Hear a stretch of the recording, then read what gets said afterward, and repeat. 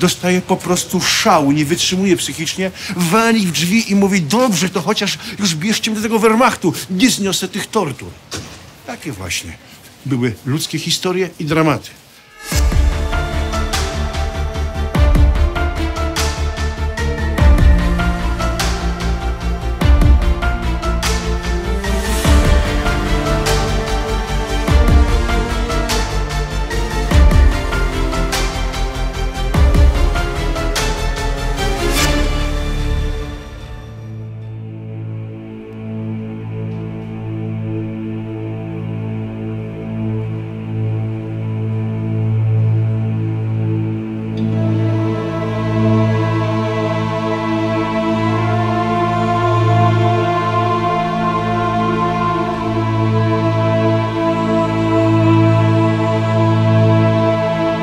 Witam was serdecznie na moim autorskim kanale Łukasz Kazek History Story. Jak sami wiecie, podróżujemy po kraju dzięki temu, że wspieracie nasz kanał. I właśnie specjalnie dla was uruchomiliśmy wsparcie przez YouTube'a. Pod każdym naszym odcinkiem znajduje się przycisk Wesprzyj, wchodzisz sobie w ten przycisk, klikając go i wybierasz odpowiedni próg wsparcia, wspierasz. Masz unikalne bonusy, jak podcasty, reportaże, tajną grupę na Facebooku, gdzie dzielimy się naszymi odkryciami, pokazujemy zdjęcia z kulis kręcenia kanału History Story i jeszcze wiele, wiele innych niespodzianek. Pamiętaj, wspieraj nas, a my zawsze w każdy wtorek pokażemy wam nowe przygody i nowe opowieści z historią. A dzisiaj jestem na Górnym Śląsku. Temat w czasie PRL-u całkowicie wykasowany. A po 89 roku bardzo często pomijany. Dziś mówi się o tym dość sporo, ale nie jeszcze tak dużo, aby całkowicie spopularyzować i opowiedzieć, co działo się ze Ślązakami w czasie II wojny światowej. Właśnie dzisiaj o tym, że 500 000 Polaków pochodzących z Górnego Śląska i z Prus Zachodnich służyło w armii niemieckiej w czasie II wojny światowej. Dzisiaj o dziadkach z Wehrmachtu.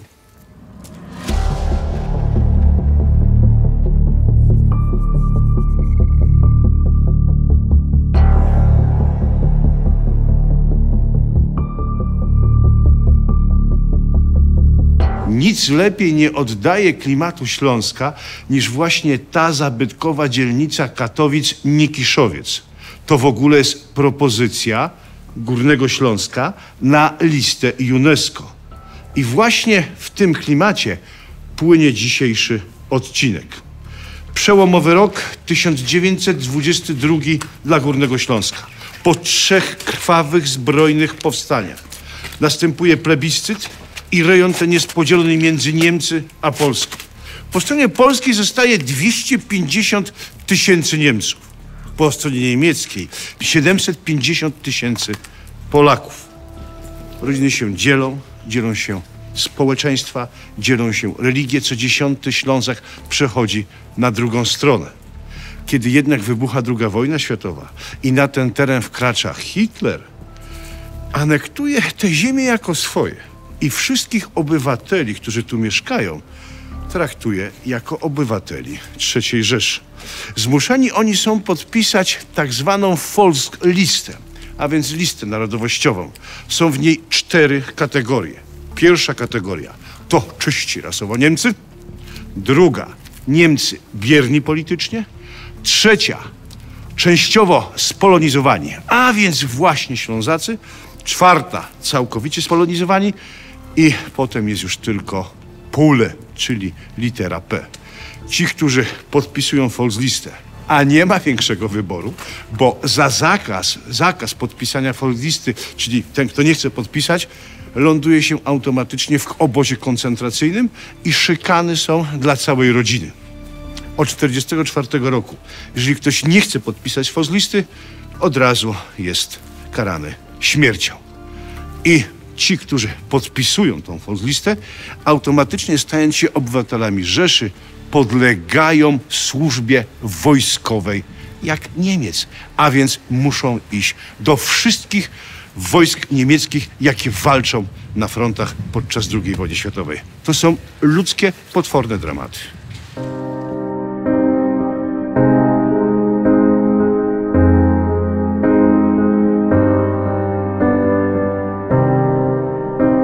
Rok 1941, jesień. Hitler rozpoczął wojnę ze Stalinem. Ślązacy są wcieleni do Wehrmachtu. Na przepustkę tutaj właśnie do Nikiszowca przyjeżdża dwóch chłopaków. Są braćmi. Obaj służą w Wehrmachcie. Przyjeżdżają do swojej mamy Katarzyny. Siadają. Mama jest szczęśliwa. Przyjechali z frontu. Zaczynają się opowieści. Obaj są zżyci ze sobą. Kochają się i szanują. Jeden nazywa się Ginter, a drugi nazywa się Hans. Z tym, że Ginter czuje się Niemcem i wierzy, że Führer wygra II wojnę światową. Hans czuje się Polakiem. Nienawidzi parszywego munduru, który musi nosić i walczyć za hitlerowców na froncie. Ale jest zmuszony. Mają mamę i mają jeszcze młodszą siostrzyczkę Tereskę. Gdyby zdezerterował, gdyby odmówił, wszyscy poszliby do koncentracjlager. Więc Hans walczy w mundurze Wehrmachtu za Hitlera. Bracia siedzą przy stole. Kończy się obiad. Kończy się też przepustka. Zaczyna się kłótnia. Kto wygra wojnę? Co musi czuć taka matka? Co musi czuć jej serce, kiedy widzi dwóch swoich kochanych synów, które wychowała, pod sercem urodziła, na swojej piersi wykarmiła, a oni zaczynają się kłócić i nienawidzić. To takie sytuacje, tu gdzie teraz jestem, w czasie II wojny światowej nie były wyjątkiem w każdym z tych mieszkań i z tych domów.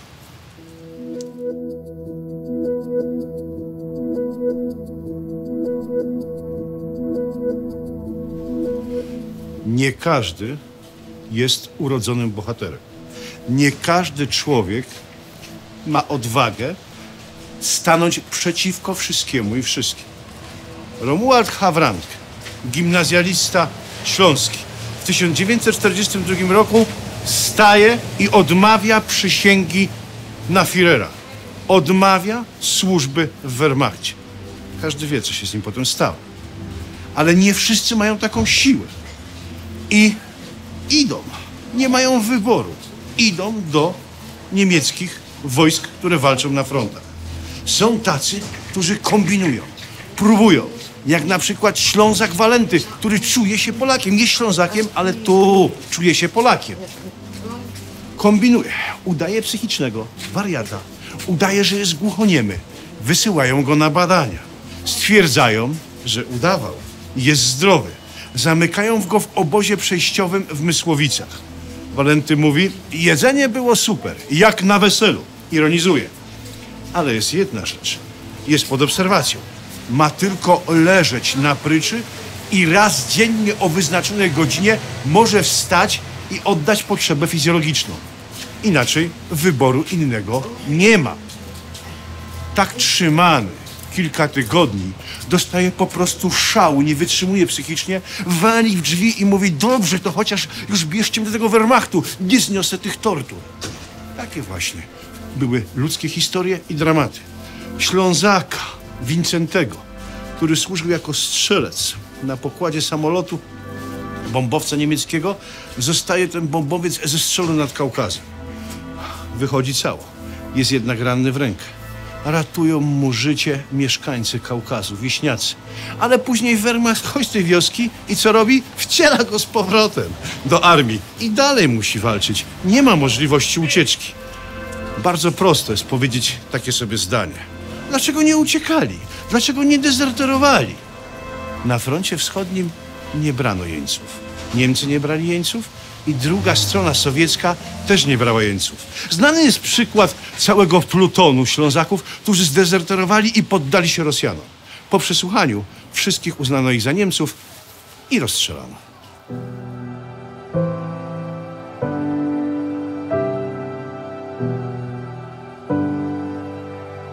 Losy ludzkie są pogmatwane i pokręcone.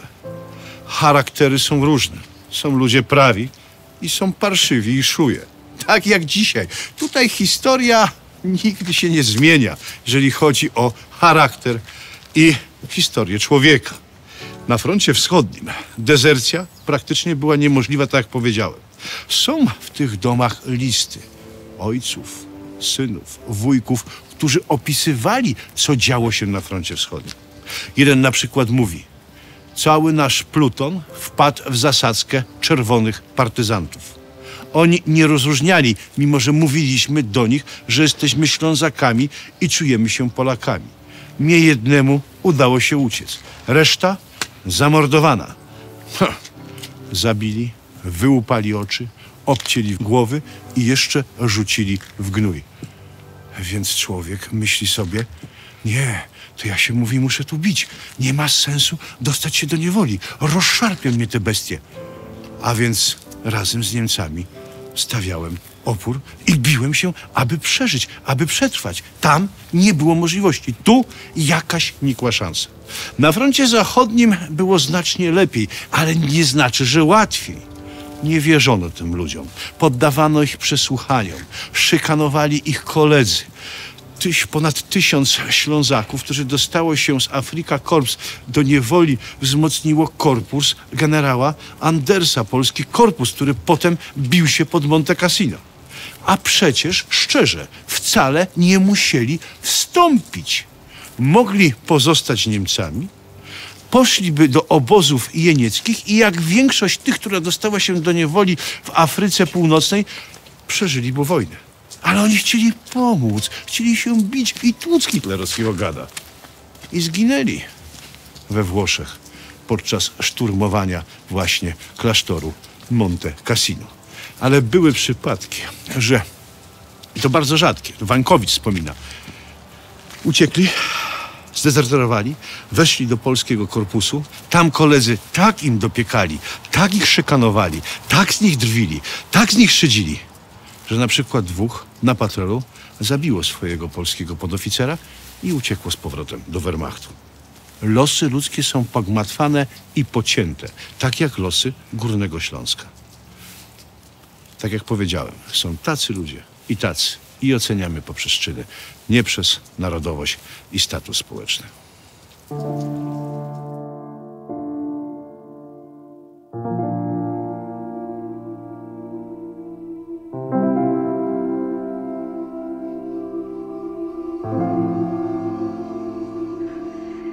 Książki do historii są pełne bohaterów bezkompromisowych.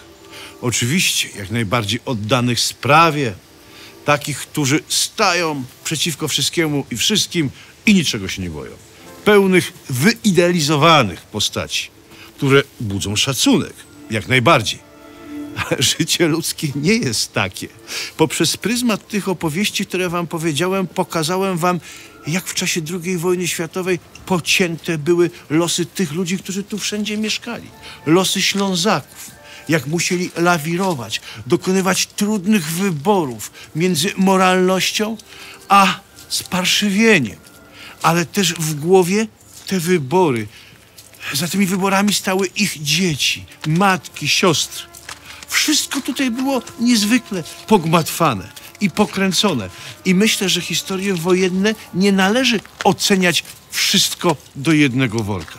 Należy przyjrzeć się poszczególnym historiom zwykłych ludzi. Wtedy ten obraz wyłania się całkowicie inny. Jest Klara i Katarzyna. Obydwie są siostrami. Obydwie się kochają, szanują, wspierają.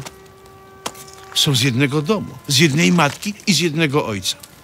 Klara jak najbardziej czuje się Niemką. Katarzyna uczy języka polskiego. Czuje się Polką. W 1920 roku biorą obydwie ślub.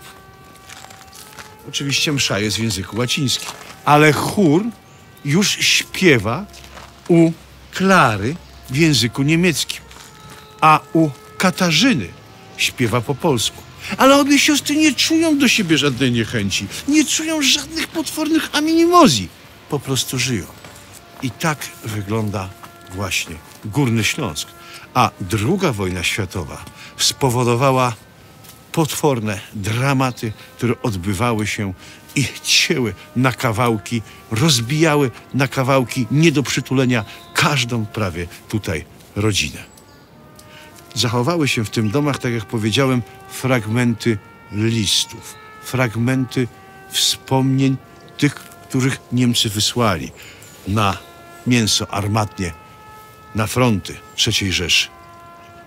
Jednym z nich jest niezwykle krótki, ale obrazujący całą tą sytuację list pewnego Ślązaka.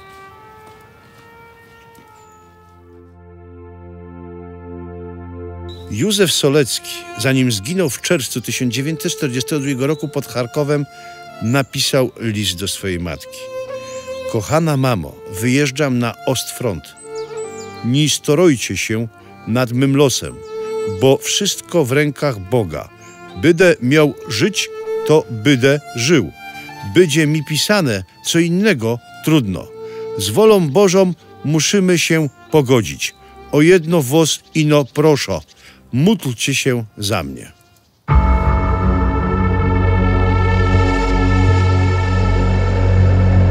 Najpierw męczono tych ludzi za to, że są Polakami i szykanowano i poddano terrorowi. Później, po wojnie, należy pamiętać o wielkiej górnośląskiej tragedii. Zaczęto szykanować i męczyć tych ludzi za to, że byli Niemcami. Warto spojrzeć zawsze na historię z perspektywy zwykłego człowieka.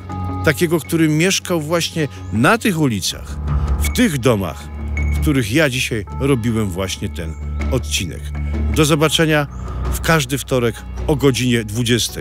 Dziękujemy za wszystkie subskrypcje i pamiętajcie, wspierając nas przez kanał YouTube, przycisk wesprzyj pod każdym odcinkiem, dostajesz unikalne bonusy, jak reportaże, podcasty i wiele innych jeszcze niespodzianek.